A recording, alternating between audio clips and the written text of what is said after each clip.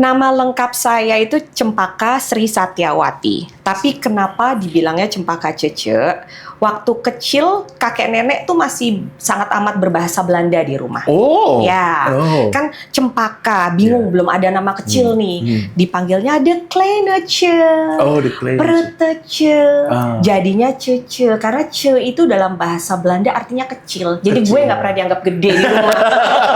Selalu kecil. Selalu kecil. Selalu Nah, kecil. jadinya di rumah itu dipanggilnya Cece karena anak kecil gitu kan. Nah, dipikir-pikir kalau Cempaka Sri Satyawati kayaknya panjang banget nih. Akhirnya disingkat jadi Cempaka Cece. Dan waktu itu circle tuh ada beberapa lah namanya Cempaka. Ada Cempaka Cempe, ada Cempaka Paka. Nah, bikin wah sama nih kan. Jadi apa ya Cempaka Cece. Pembedanya.